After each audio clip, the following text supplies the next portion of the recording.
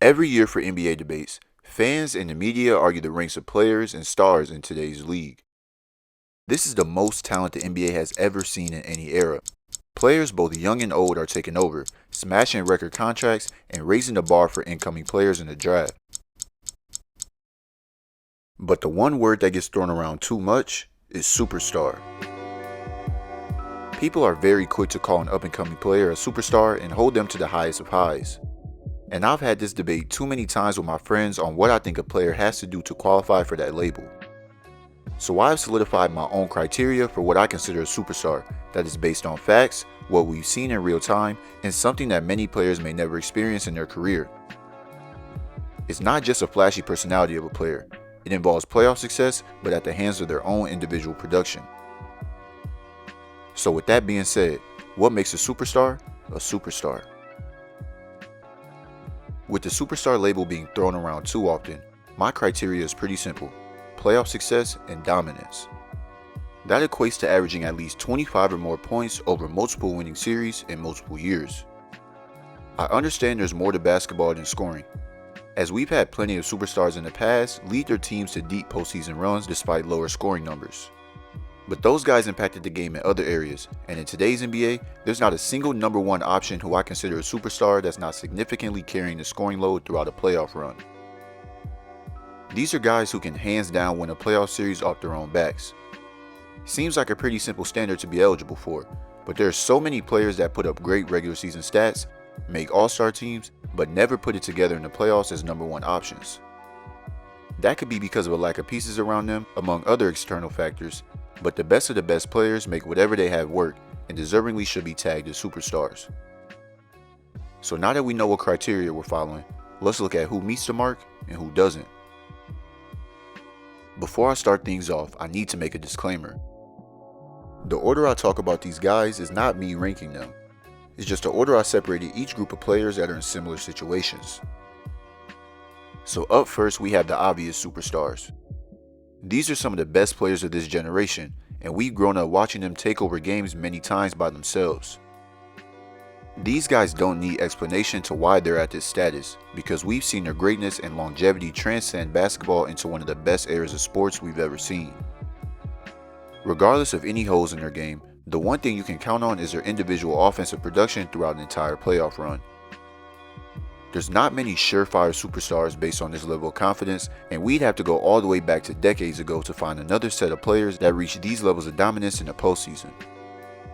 It's almost a guarantee that at minimum, you can win a series or two just off the back of each of these individuals' talent alone, which makes them the biggest of superstars in my eyes. Out of these 7 undisputed superstars, you got the 4 guys that I think have nothing left to prove: LeBron, Curry, KD, and Kawhi. Some of the biggest names in all basketball that are in the back end of their careers. Each of them have multiple playoff runs and series where they average over 25 and led their teams to championships. I don't need to spend too much time on them because their resumes and impact in the playoffs speak for themselves. As long as they're each healthy and in the playoffs, there's a very high chance that they're the favorites to come out of their matchups. Then we got 2 guys who are dominant regardless of any matchup they face, and each have an elite championship run on their resume. Jokic and Giannis both have very similar playoff reputations and are on very equal trajectories in their career. Multiple MVPs, a ring, and a finals MVP, but NBA fans are impatient and have moved on to the future very quickly with these two. I'm not saying they need another championship to prove anything, and even if they're 2 of the most feared playoff performers in the league, another finals run wouldn't hurt. And in the prime of their careers, they're in a great place for that. Giannis has 7 series since 2019 in which he averaged over 25 on 50% or better from the field, with 2 of my all-time favorite modern-day series coming from the Greek big man. The first is a 2021 NBA Finals against the Suns. In his first finals appearance, Giannis averaged 35 points a game and 13 rebounds on 61% from the field. He had double-doubles in all but 1 game, and 3 of which were 40-point games, including a 50-point, 14-rebound closeout performance in Game 6. The Greek Freak brought us 2 memorable moments with his ridiculous game-saving block in Game 4, and this game-clinching dunk in Game 5. Gets inside, leads in, knocked away and stolen by Holiday. Phoenix has to foul, and a pinnacle ball throws it down. one of the most flawless all-around series from a player in the 2020s that we've seen so far, and he nearly replicated it a year later. The second of his notable dominant playoff performances was against my Celtics in 2022. This was the last time Giannis has been out of the first round, a 7-game dogfight where he was playing without Chris Middleton. He had 3 40-point double-doubles in one of the most dominant series in a losing effort I've ever seen. He became the first player ever with 200 points, 100 rebounds, and 50 assists in a single playoff series. And even if it's been 2 years since he's had a run in the postseason, he is by far still one of the best 3 or 4 players in the world today. And for Jokic, everyone saw his playoff run in 2023 leading to his first championship. And to top that off with his third MVP the year after is pretty special too. There's not a bunch we need to say about these guys who have been hands down levels above the rest of the NBA for years.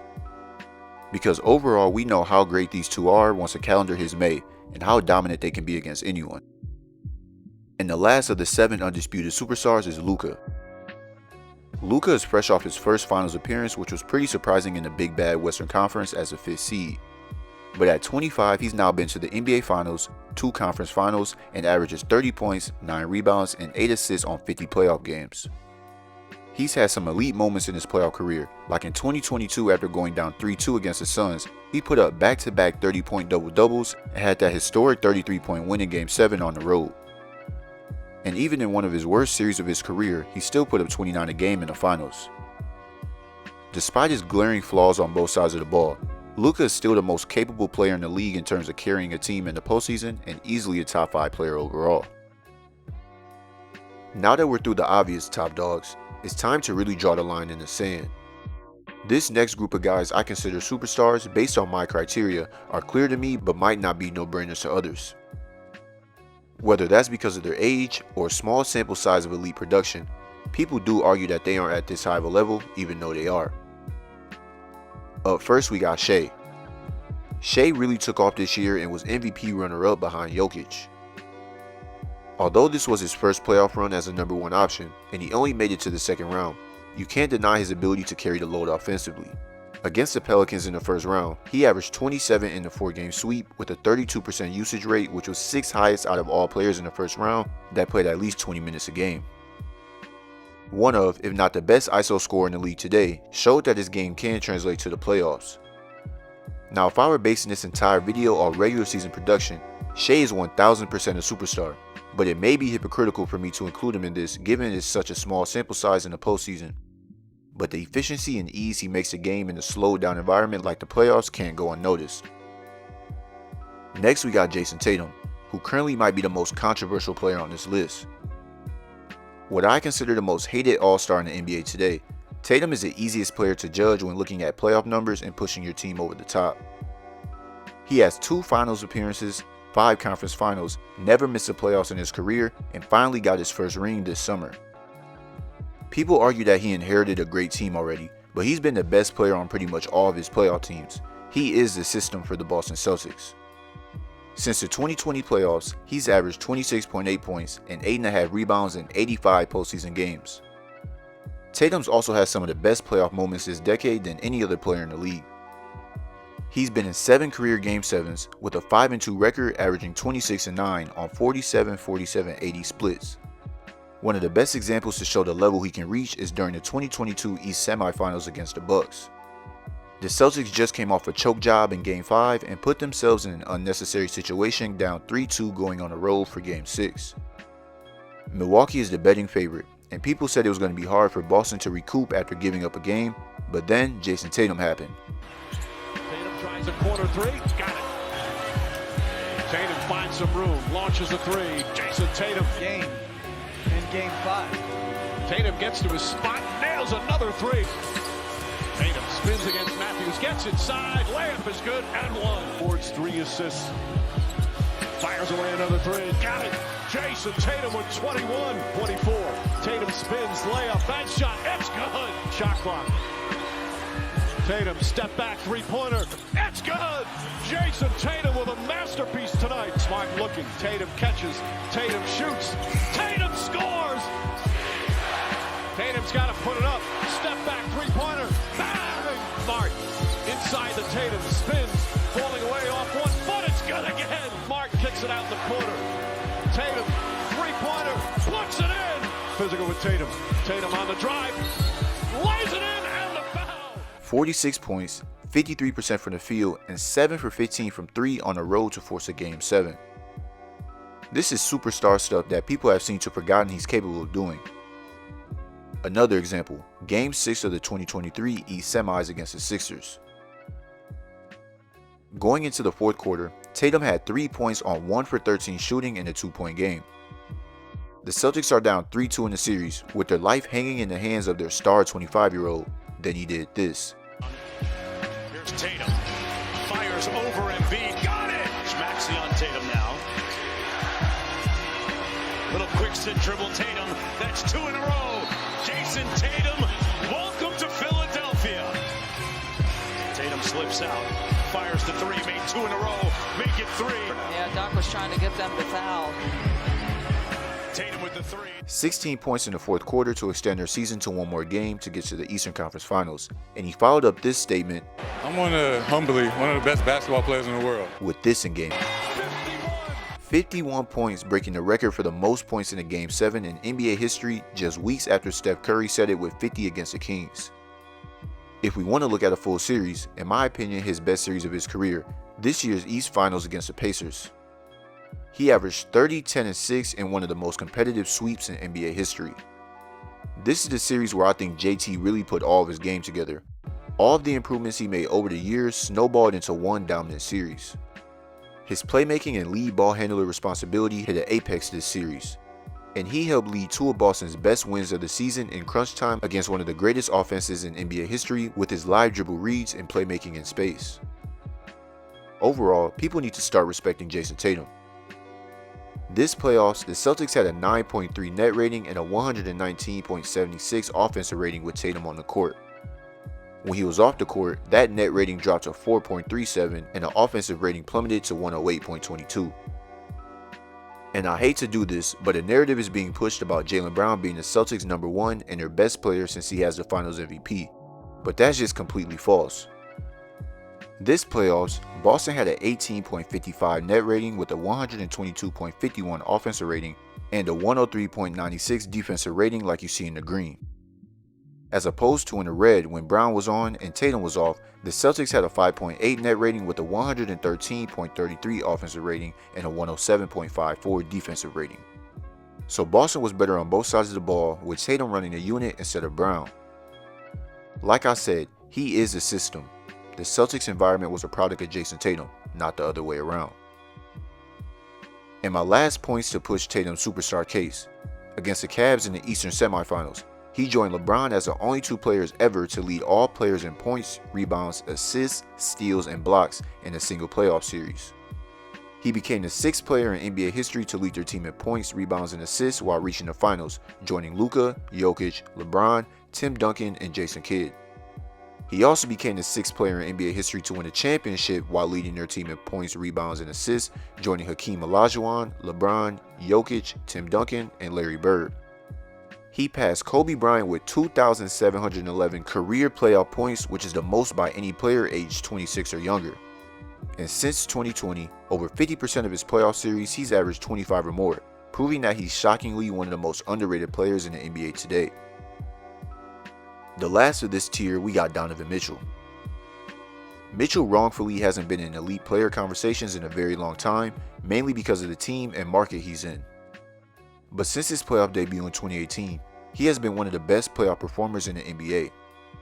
Going all the way back to his rookie year, he averaged 28.5 points in the Jazz's first round win over the Thunder. He had a 31% usage rate in that series, which was top 10 among players in the first round that year.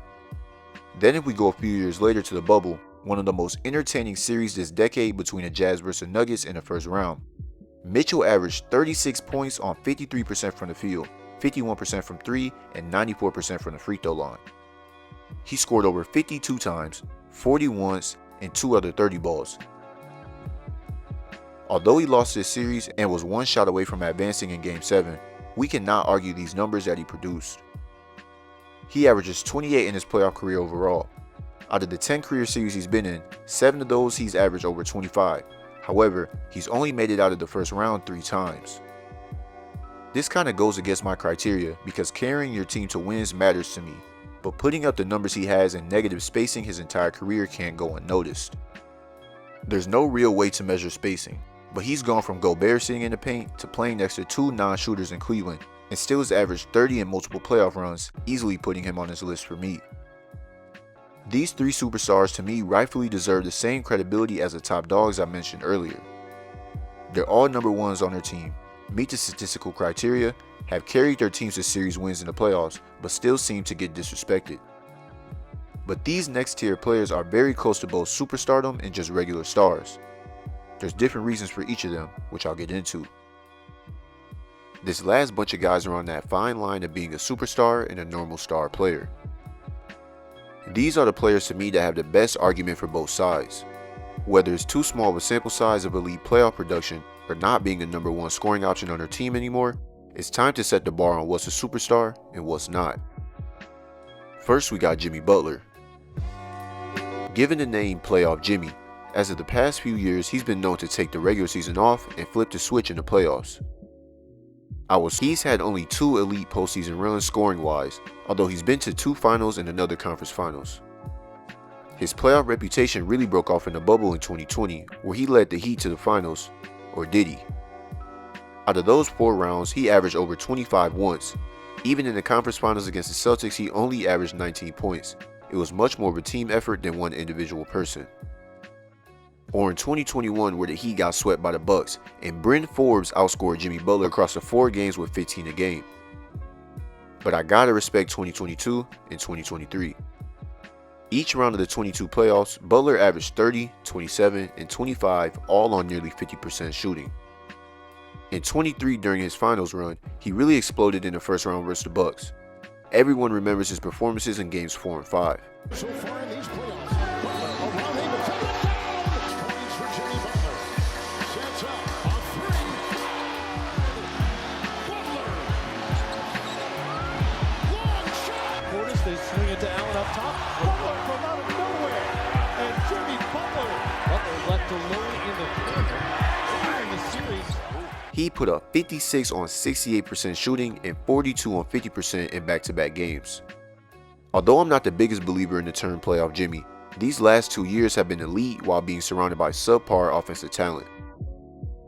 But since joining the Heat in 2020, Jimmy only has 3 series over 25 a game in which the Heat won. And if I wanted to go back even further, to the start of his career in 2011, he has one other time with those stats. So out of 22 career playoff series, Jimmy Butler has averaged 25 or more only 3 times.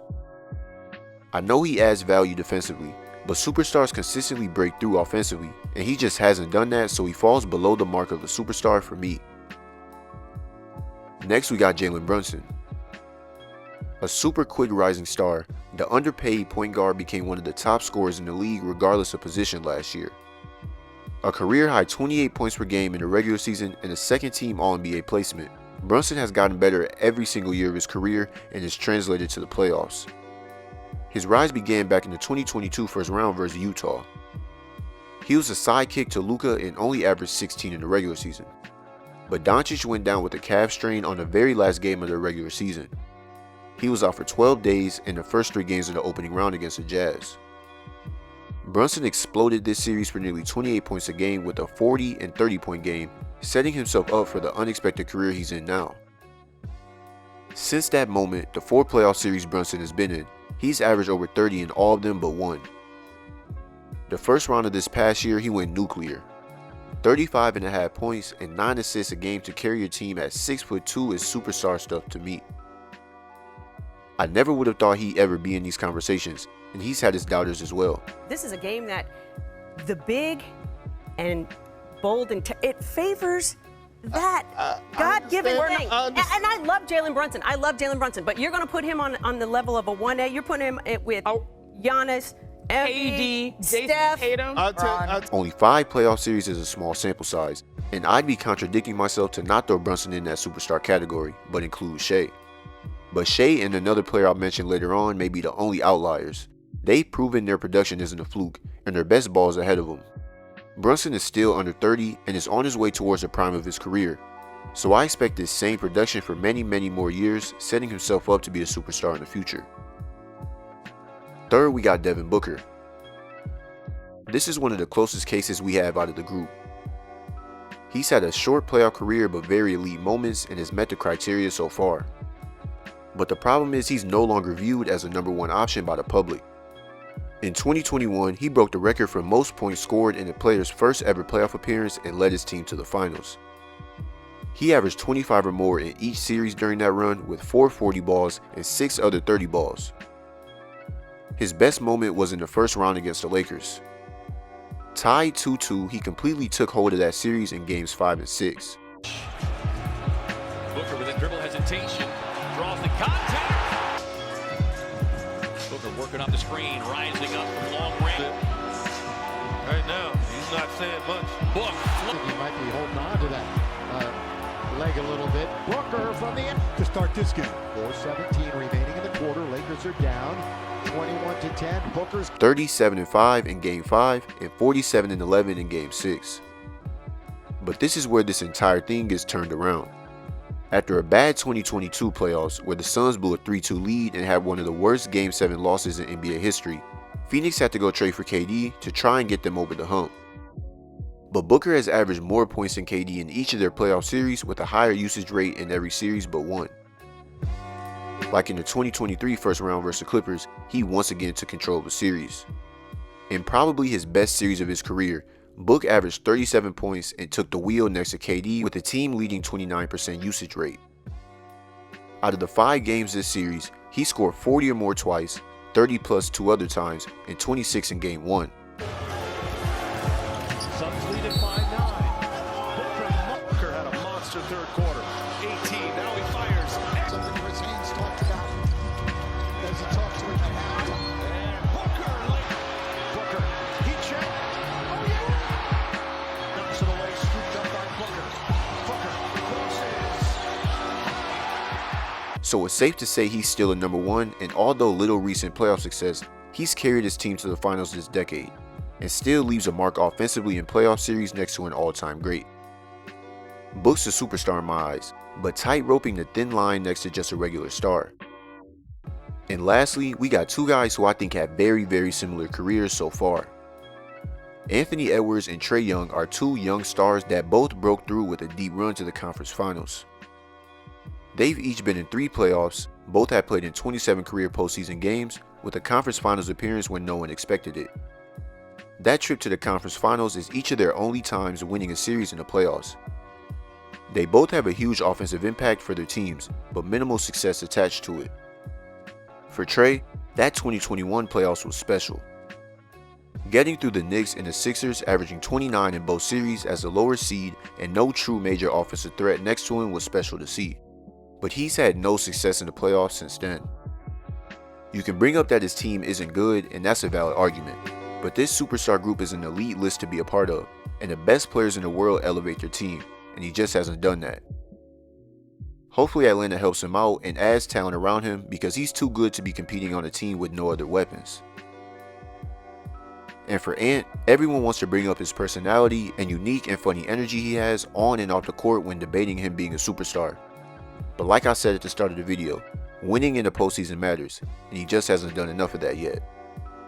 He also does not have the regular season production to justify the lack of playoff success yet, which is okay, he's only 23 years old.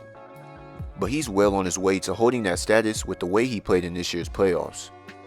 From what he did in that Suns series, averaging 31 and sweeping KD and Booker, and a few good games he had versus Denver, I know he'll be on this list in the future. But these 2 missed the mark on a superstar for me, falling under some of the best players in the world. So I've gone through 11 of my superstars so far, but there's one big name that I'm missing that I'm not sure you caught if you made it this far into the video. The former MVP, Joel Embiid. I saved him for a category of his own because this is the most interesting case when it comes to superstars and playoff success. Embiid has had none of that. One of the best players in the world has never led his team to a conference finals and has underperformed in several playoff series. He has a 29-30 career playoff record. Of the 12 series he's been in, 7 of them he's averaged under 25 a game. So in his entire postseason career, he averages under 25, and he's had some of the worst moments in the postseason than any other superstar in the league. Like in the 2019 conference semifinals against Kawhi and the Raptors. Embiid averaged only 17 points on 37% shooting. By far his worst offensive series of his career. If you look at the numbers, however, he was impactful. On the surface, it looks like he had a terrible series with the 17 a game, but he had the best plus-minus out of anyone in the conference finals with plus 90. The next closest Philly player was Jimmy Butler with only plus 15. Embiid was also plus 10 in that infamous Game 7 where they lost by 2. This sounds crazy given that he was so bad shooting the ball, but his defensive presence was ridiculous. He had a 95.4 defensive rating, which was second best out of any player in the second round. The problem for Philly was not only his shooting, but the guys around him. They had maybe the worst bench out of anyone in the playoffs at that point. Like I said, Embiid was plus 10 in Game 7. He played every minute but 2. In those 2.5-ish minutes, the backup center Greg Monroe was minus 9. So when we add a little context to this series, he wasn't as bad as the general numbers look, but it's still hard to grasp the impact he had because of the low scoring. But if we want to look at him just straight up being bad, with no context to prove otherwise, blowing a lead at home to Jason Tatum in the fourth quarter of Game 6, Embiid came into Boston and laid a complete egg to go home early once again. Embiid went 5 for 18 for 15 points and a team low minus 31. There's really no excuse for Joe's incapabilities in the postseason. He's too dominant in the regular season to perform the exact opposite in the playoffs. But despite all these woes and failures, he's too good in the regular season like I said, and too dominant overall for anyone to leave him off of their superstar list. He's one of the best players in the world, and even if he never succeeds in the playoffs in his career, he'd still go down as one of the most talented players ever, so he gets an exception to my criteria. So out of all the talent in the NBA, there are 12 superstars in the league to me. 12 all-world players, each at different stages of their career. This number was significantly lower a decade ago, so it just shows how high and fast the level of play in the league is growing. But the talent doesn't stop there. There's still a bunch of guys not considered superstars to me that are still elite first and second options and top 20 to 30 players. Like Anthony Davis, who's an elite two-way player that's in a different role than he was in his prime, but still has multiple playoff series averaging 25 plus and leading his team to wins. I was super close to including him as a superstar, but it's been a few years since we've seen that type of production and offensive load from him. Or Ja Morant, who's as electric as any player in the league, but only has one playoff series victory. Or some older guys like Dame and Kyrie. For Dame, he's been the number one for basically his entire career except now, and has some of the best playoff moments out of any guard in the league. But he's on the back end of his career and hasn't had much success. And for Kyrie, who I don't believe has ever been a number one option on a winning team, but everyone throws him in the league combos because we all know how great he is with the ball. Then there's guys like LaMelo, Paolo, Wemby, and Tyrese Halliburton, who are super young, have a ton of talent, but need some time to grow and get real consistent playoff experience and success to even be considered amongst the best. Or some vets like Brandon Ingram, De'Aaron Fox, and Paul George, who have absolutely zero deep playoff moments despite being in the league for a decent amount of time. Or two bigs like Bam and Zion, who each are elite at one thing, but for Bam, he's nowhere near the scorer of a number one option, and Zion just straight up can't stay healthy. And lastly, there's the most recent Finals MVP, Jaylen Brown, who people argue that he's the Celtics' best player out of spite to hate on Jason Tatum. In his 7-year career, he's only had 2 series averaging 25 or more.